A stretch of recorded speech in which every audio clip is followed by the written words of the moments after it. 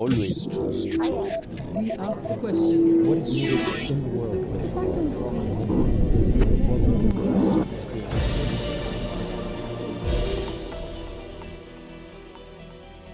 It is an ambitious dream, but Isaac Hernandez hopes to help change his country through the medium of dance. He is the first Mexican to hold the prestigious role of lead principal dancer at the English National Ballet. 2 years ago, he was named Best Male Dancer at ballet's equivalent of the Oscars. Hernandez, along with his 10 brothers and sisters, was taught to dance by his father in the backyard of their home in Guadalajara. Despite living and performing across the world since he was 13, his heart remains in Mexico.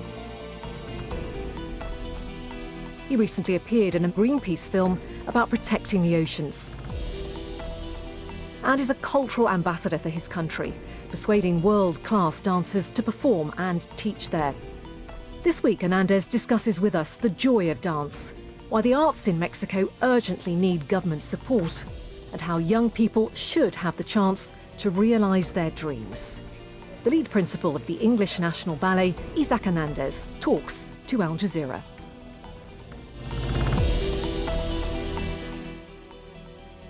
Isaac Hernandez, thank you for talking to Al Jazeera. I wanted to start by asking you how you would describe dancing to someone who's never seen a ballet or never taken a dance class, because essentially you believe dance should be accessible to everyone. It's almost a basic human right.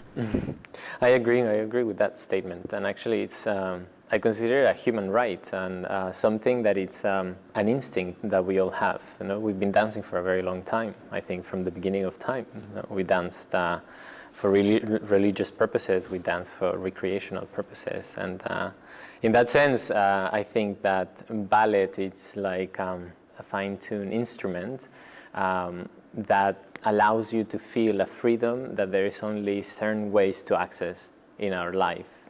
And that's one through the physical experience. And that's why, for me, ballet has been so exciting at different points of my life. Because when I was just starting to dance, it was purely recreational. When I started to understand the mechanics and the techniques behind it and started realizing how that was pushing my physical ability to the limit and to discover new limits, that was just pure excitement. And the moment that I felt that on a stage, then I understood what freedom meant, to be able to stand in an empty space and to create moments that are not tangible, but that are as real as it gets for the audience and for the person that are creating those moments.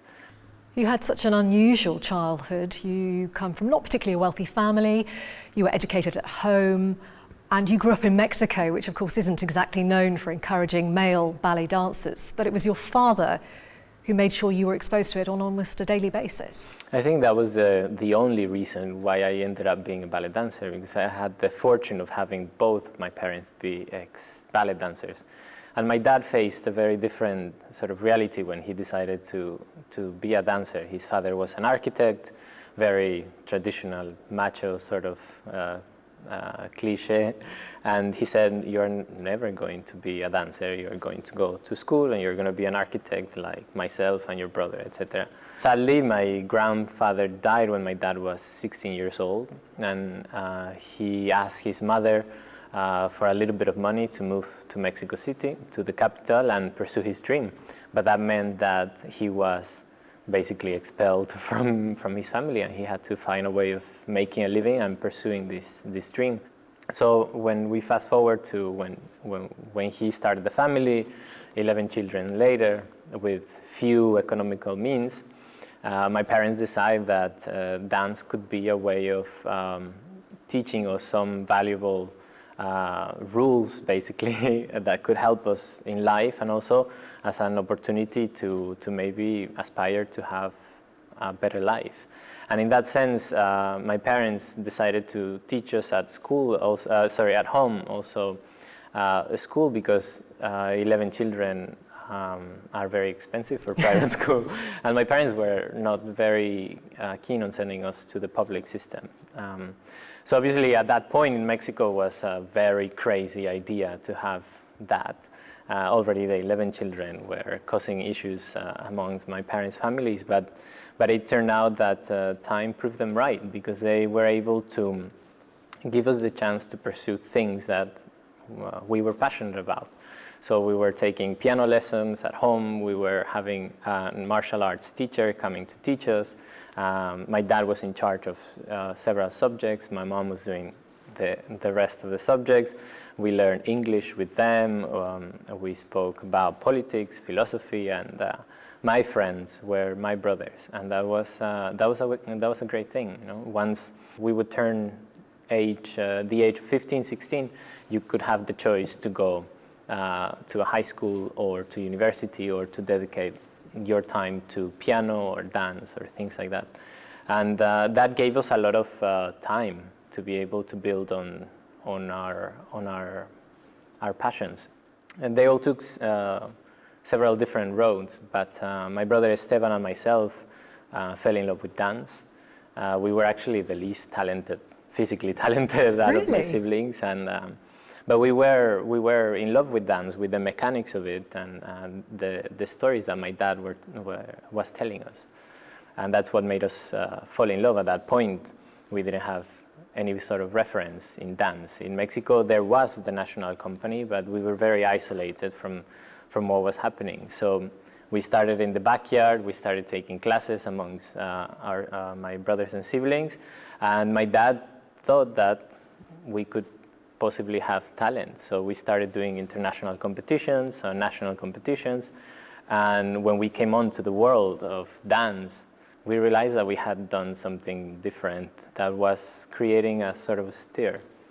Yeah, I mean, it's fascinating. He literally taught you in the back garden with a rail as the bar, and on a daily basis? Well, it's where we would hang the clothes, and we were only doing bar because we had no real space for center. So the floor had an inclination for the water to run, and I remember my dad at that point, he was telling me, "Don't worry, I'm training you for you to be able to dance at the Paris Opera. You know, the stage is a little bit inclined." And when I finally arrived to the Paris Opera to dance in the Paris Opera, I made sure my dad was there to see it happen. Because, I mean, if you fast forward in those years and everything that we went through to be there, it sounds a little bit like a miracle.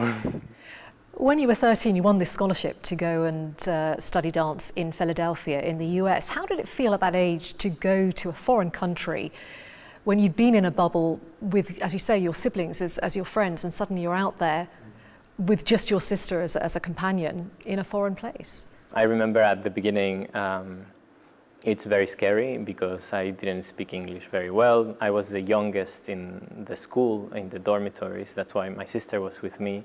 And I was a rare thing. So everybody was looking at me differently and treating me differently. So in that sense, it was good and bad. I wanted to be as normal as possible, but I also wanted to excel at what I was doing. So it was an interesting time. It got really hard for me there in Philadelphia. 2 years after I had arrived, I got a herniated disc in my back. And I was going through my teenage years. And then it got serious. I started to think about my life without dance. I started to see a real possibility to not be able to continue. They told you that you might not dance again, didn't they? I mean, you didn't dance for a year, isn't that right? Exactly. And that was the hardest thing, that at that point, until that point, I felt indestructible. You know, I felt like it was only a matter of time for me to reach my dream job or to be able to dance in the companies that I was hoping for.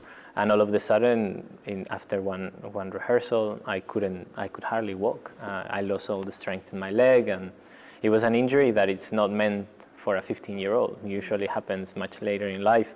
So I spent 3 months just laying, getting up only for the essential things.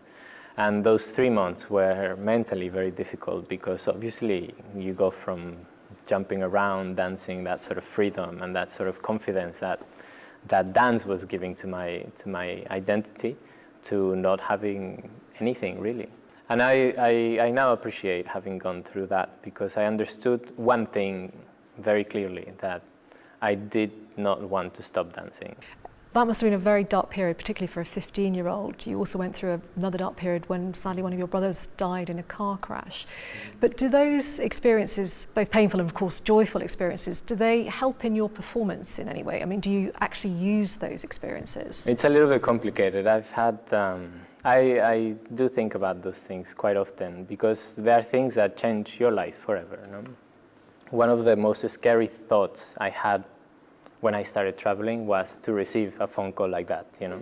But at that point I learned that I had a price to pay. That way of living had the price to pay.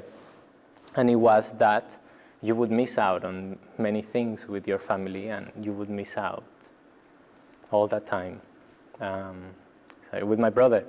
But at the end of the day, it's a matter of life and being able to show yourself on a stage, not only physically or artistically, but also with integrity. And in order to do that, I had to be able to accept that that was a part of me. That situation happened, and that situation is present with me when I'm on a stage, regardless of the role. Sometimes some roles don't need that sort of heavy stuff, but it does give my person and my artistic person a sense of weight because I understand the consequences now of making choices in life, and I understood that very quickly. You've lived essentially half your life away from Mexico, but you're obviously a very proud, passionate person about your country. When you look at what it's going through now with the violence, the corruption, the drug gangs, the warfare, Donald Trump's infamous wall, how does that make you feel about your country? Because that must be quite tough. It's a conflicting feeling because there are realities about Mexico that no matter how high I jump and how many turns I do, we cannot ignore. Really, there are real issues in my country that need to be addressed. For a very long time now, it's been very violent, it's been very corrupt. So I have never tried to cover that up. But I have always been hopeful for my country because I recognize an essence in its people that gives me hope, that made me go back and say, there's people here that are worth working for, and we need to be able to do it well. And that was an inspiration to go back home, to do things different, to do things without a political agenda, to do things for the well-being of individuals and the future of the country. Well, you did that. You set up a project which essentially brought international dancers to Mexico.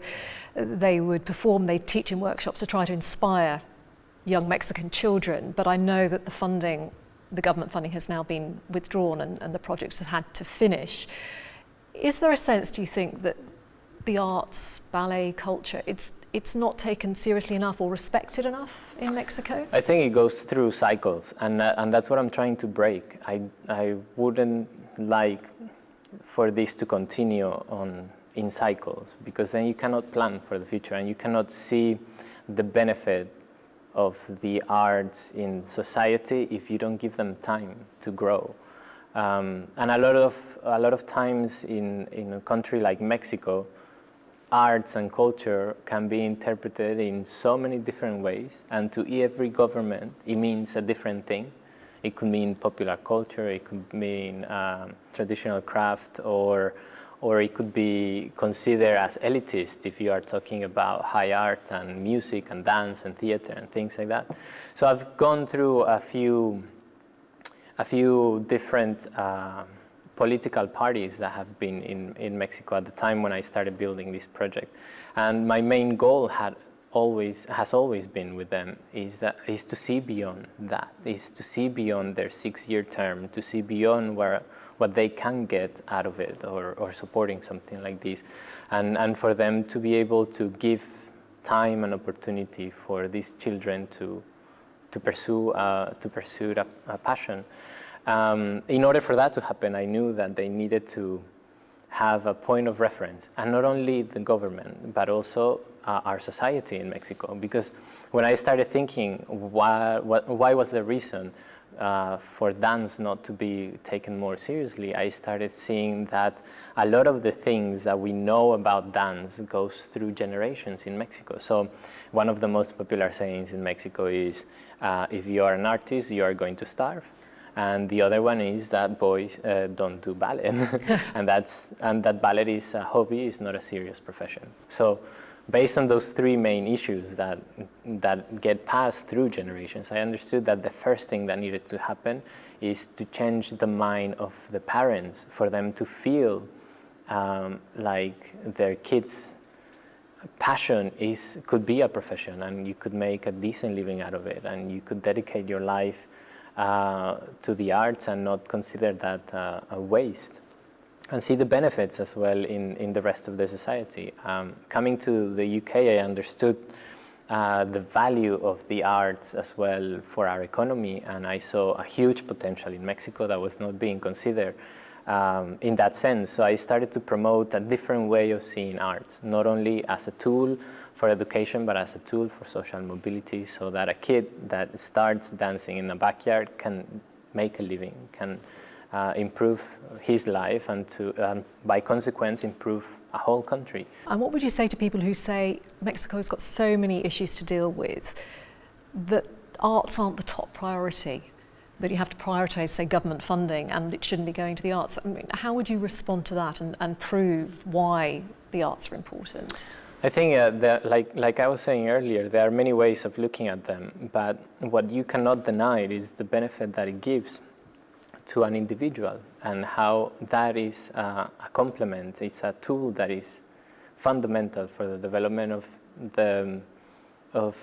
the human essence. I think that empathy, that willingness to allow yourself to feel, to connect with other people without words, with body language, with previous experiences, to share those experiences, to be able to sit and create, or simply to have a space in your brain where you can be with yourself and be at peace. It's every day is more valuable for an individual to have those refuge in our brains. So in that sense, for me, it has been a very literal thing, because it literally improved my way of life, my family, and all my close circle. And but for people that are, for example, in the government, that are worried of so many issues that are facing Mexico at the moment, I think that they can appreciate those qualities, and installing those qualities in the youth to be able to allow them the freedom to believe in their dreams, in their imagination, to be able to have the potential, at least, to have those refuge in their brain, to be able to collaborate, to work with each other, to know what it's like to be consistent, to be disciplined, to be passionate about something. I find that is a huge sacrifice when a person is forced to giving up their passion or their dream for doing something that is expected of them. I find that terrible, and I find it one of the main issues of our society in Mexico is that there are too many people doing too many things that they don't like to do. So in that sense, I think it's worth giving it a go and giving a chance to a kid to imagine that anything is possible.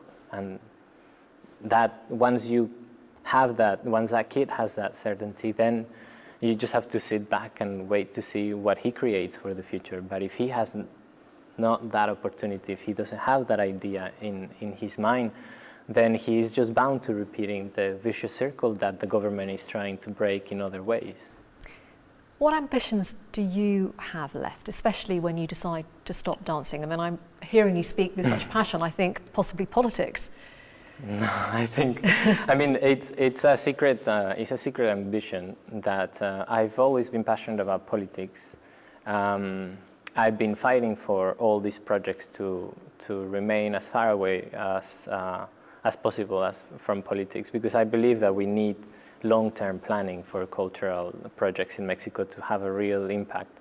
So my job has been to be able to not take away the responsibility from the government, from supporting and making arts accessible, but to encourage also the private sector to build together with the government these opportunities, because it's everyone's responsibility. In Mexico, we have sense of, I don't know if it translates well, pater, when you expect everything from the government. And that's the case in the arts, and I'm against that as well. I believe that it has to be a combination of both.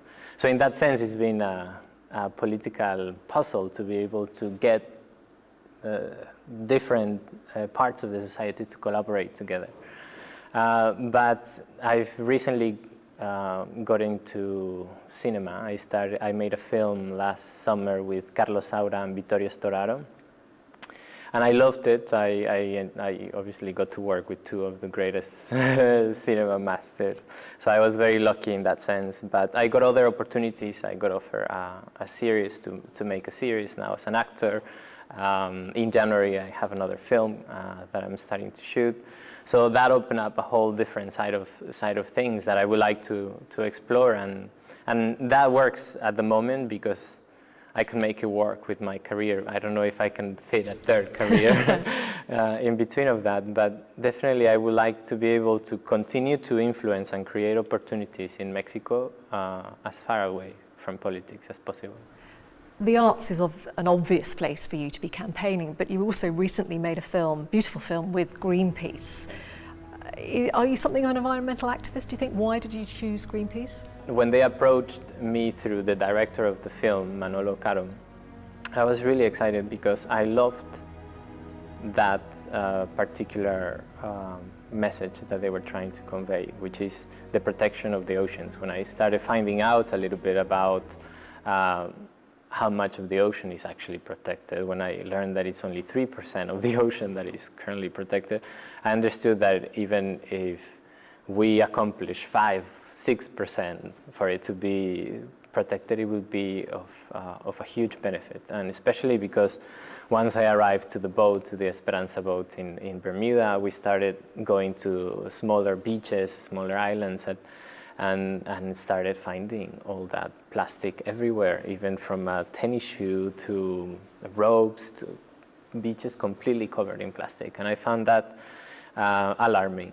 and that was the reason why I decided to join forces with the director, with Pedro Alonso, and create this piece that is being presented by Javier Bardem at the UN to accomplish this global treaty for the protection of the oceans.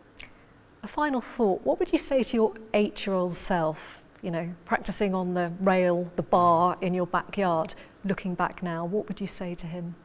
It's a difficult thing to reflect on because my world was very small in comparison to what it became after all the traveling and working in different places, that now I can see so much more in detail. I have more information.